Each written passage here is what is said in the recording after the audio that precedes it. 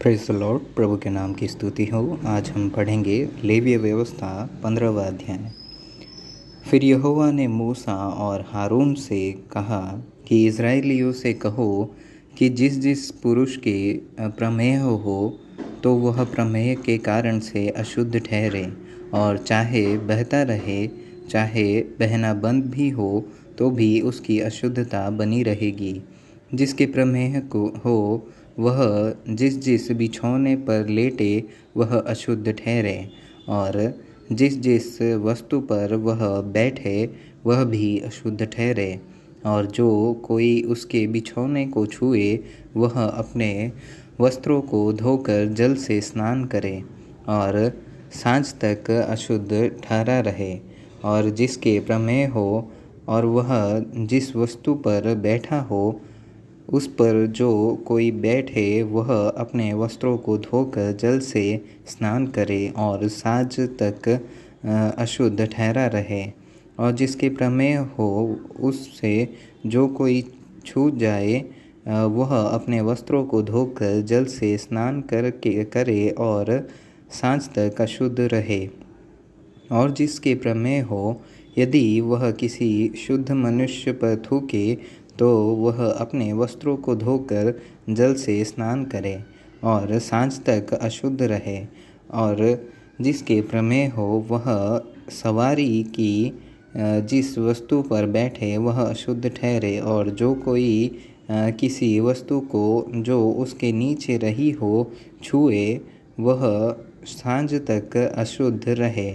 और जो कोई ऐसी किसी वस्तु को उठाए वह अपने वस्त्रों को धोकर जल से स्नान करे और सांझ तक अशुद्ध रहे। और जिसके प्रमेह हो वह जिस किसी को बिना हाथ धोए छुए वह अपने वस्त्रों को धोकर जल से स्नान करे और सांझ तक अशुद्ध रहे।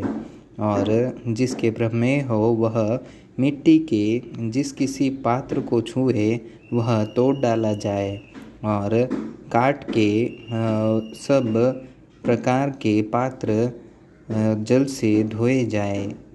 फिर जिसके प्रमेह हो वह जब अपने रोग से चंगा हो जाए तब से शुद्ध ठहरने के 7 दिन गिन ले, और उनके बीतने पर अपने वस्त्रों को धोकर बहते हुए जल से स्नान करे, तब वह शुद्ध ठहरेगा।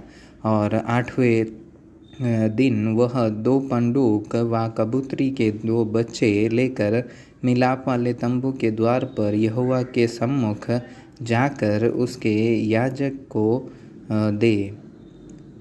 तब याजक उनमें से एक को पाप बलि और दूसरे को होम बलि के लिए भेंट चढ़ाए, और याजक उसके लिए उसके प्रमेह के कारण यहोवा के सामने प्रायश्चित करे।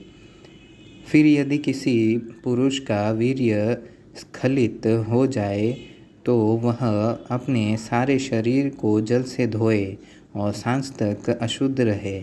और जिस किसी वस्त्र व चमड़े पर वह वीर्य पड़े वह जल से धोया जाए और सांझ तक अशुद्ध रहे।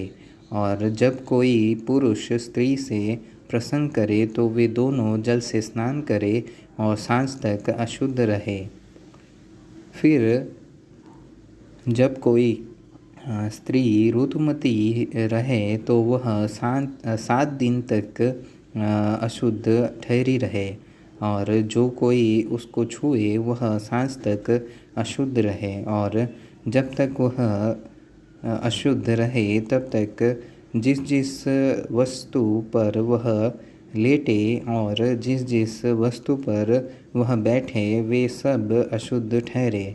और जो कोई उसके बिछौने को छुए वह अपने वस्त्र धोकर जल से स्नान करे और सांझ तक अशुद्ध रहे। और जो कोई किसी वस्तु को छुए जिस पर वह बैठी हो वह अपने वस्त्र धोकर जल से स्नान करे और सांझ तक अशुद्ध रहे। फिर और यदि बिछौने व और किसी वस्तु पर जिस पर वह बैठी हो छूने के समय उसका रुधिर लगा हो तो छूनेहारा सांस तक अशुद्ध रहे। और यदि कोई पुरुष उससे प्रसंग करे और उसका रुधिर उसके लग जाए तो वह पुरुष 7 दिन तक अशुद्ध रहे। और जिस बिछौने पर वह लेटे वे सब अशुद्ध ठहरे। और यदि किसी स्त्री के अपने मासिक धर्म के नियुक्त समय से अधिक दिन तक रुधिर बहता रहे व उस नियुक्त समय से अधिक समय तक ऋतुमती रहे तो जब तक वह ऐसी दशा में रहे तब तक वह अशुद्ध ठहरी रहे। उसके ऋतुमती रहने के सब दिनों में जिस बिछौने पर वह लेटे वे सब उसके मासिक धर्म के बिछौने के समान ठहरे। और जिस वस्तु पर वह बैठे वे सब उसके ऋतुमती रहने के दिनों के नाई अशुद्ध ठहरे। और जो कोई उन वस्तुओं को छुए वह अशुद्ध ठहरे। इसलिए वह अपने वस्त्रों को धोकर जल से स्नान करे और सांझ तक अशुद्ध रहे। और जब वह स्त्री अपने ऋतुमती से शुद्ध हो जाए तब से वह 7 दिन गिन ले और उन दिनों के बीतने पर वह शुद्ध ठहरे। फिर 8वें दिन वह 2 पंडूक या कबूतरी के 2 बच्चे लेकर मिलाप वाले तंबू के द्वार पर याजक के पास जाए।